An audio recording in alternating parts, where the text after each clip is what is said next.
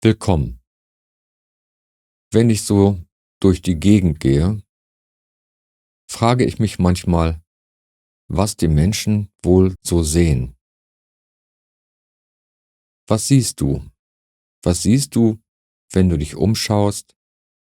Was siehst du, wenn du andere Menschen betrachtest? Und was siehst du in dir?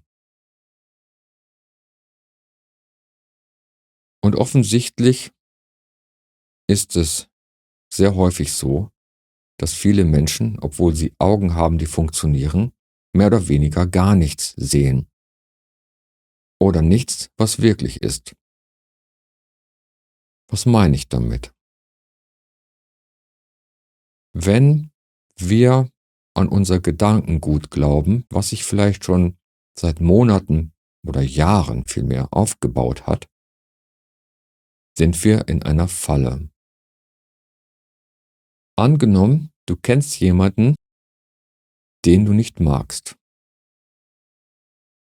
Vielleicht wirfst du ihr oder ihm irgendetwas vor, was er unterlassen hat oder was er getan hat. Und wenn du das tust und diesem Menschen eine Schuld gibst oder sagst, er ist schuldig, sie ist schuldig, sie hat das getan, sie ist so,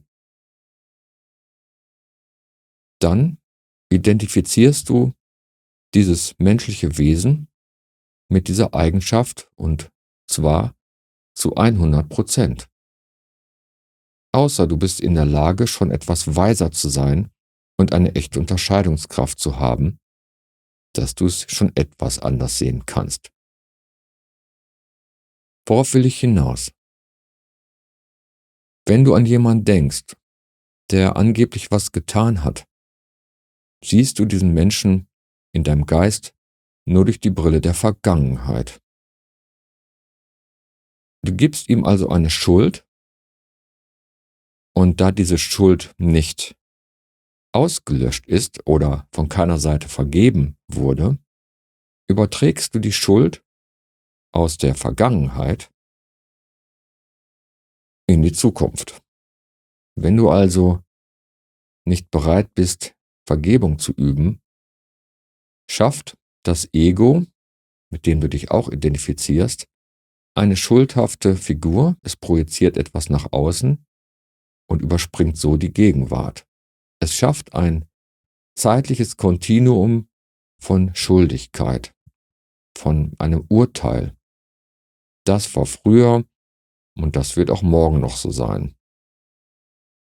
Wenn du nicht in der Lage bist, das Jetzt zu wertschätzen, die Gegenwart zu sehen, kannst du niemals vergeben. Oder andersrum gesagt, wenn du nicht willens bist, die Vergangenheit loszulassen und dem Jetzt eine Chance zu geben, kannst du auch niemals präsent werden und geistig erwachen. Es ist nicht möglich. Nur das Ich mit seinen Vorwürfen, mit seinen Urteilen, mit seinen Sicherheitskontrollen, mit seinem Wahnsinn erschafft eine sogenannte Zeit. Doch Zeit existiert in der Gegenwart gar nicht. So sind wir aber anders konditioniert. Wir sind nicht so konditioniert, gegenwärtig zu sein. Wir sind konditioniert, Geschichten in uns zu erfinden oder auftauchen zu lassen, an die wir fast bedingungslos glauben. Und dann haben wir den Salat. Erkenne den intensiven Zusammenhang zwischen Ich, Ego und Zeit. Es ist dasselbe. Ohne Ich gibt es keine Zeit. Es ist nur das, was jetzt ist und das braucht auch nicht benannt zu werden. Es fließt im Jetzt, in der Gegenwart. Und das bist du. Erkenne diesen seltsamen Mechanismus des Egos, Angst zu haben vor der Gegenwärtigkeit. Wir brauchen Kontrolle und so geben wir irgendjemandem die Schuld, weil wir uns selbst schuldig fühlen. Und das findest du vielleicht merkwürdig jetzt, wenn du das hörst. Wieso? Ich habe doch gar nichts getan. Aber bist du wirklich sicher, dass du dich ganz im inneren Kern so frei und unschuldig fühlst, wie du es behauptest? Denn wenn du urteilst, eine Meinung hast zu irgendetwas, was etwas spaltet, dann hast du dich vom Ganzen abgespalten. Du hältst dich vielleicht für etwas vom Ganzen Getrenntes und das muss Angst machen. Und da du diese Angst nicht vollkommen spüren kannst, weil du sonst daran zugrunde gehen würdest, nimmst du sie und bildest einen Angriff und projizierst es nach außen und greifst einen anderen an. In Wahrheit greifst du dich damit selbst an. Der erste Angriff ist schon längst geschehen, das ist nämlich der Wahnsinn zu glauben, dass du von irgendetwas getrennt sein könntest. Und deshalb greifst du im Außen Leute an und suchst irgendetwas an ihnen, was du bemängeln kannst. Das ist die Geschichte mit dem Splitter im Auge des anderen und dem Balken vor dem eigenen Kopf sieht man nicht. Der riesige Balken vor dem eigenen Kopf ist der, dass du dich für getrennt hältst. Und daraus erwächst der gesamte Wahnsinn, die Urteile, die Unterteilung in böse und gut. Das ist schlecht, das will ich haben, das will ich nicht haben. Und diese ganzen verrückten Stories.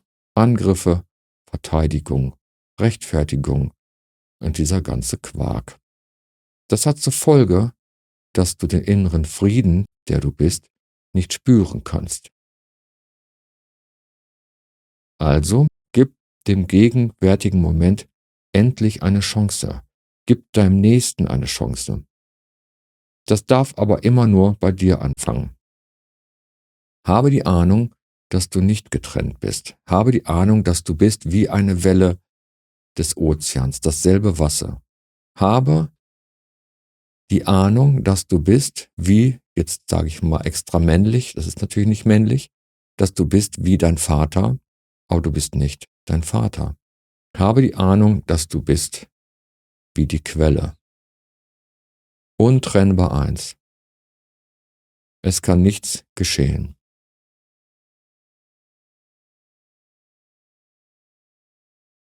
Glaube nicht an Geschichten von Vergangenheit. Bemerke, dass du etwas gemacht hast, was du nicht bist. Nur weil du nicht erkennen willst, was du bist. Du bist ein Kind des einen. Dies hier bist du. Wenn du dich etwas zurücknehmen kannst, zurücksetzen kannst, entsteht Raum, Präsenz, Frieden. Du kannst das. Gehe hierhin. Komme hierhin zurück.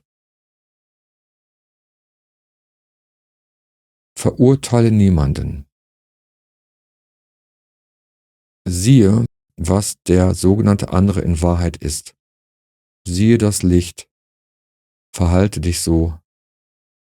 Und dann siehst du, dass du das Licht bist. Frieden soll sein und Frieden ist. Das bist du.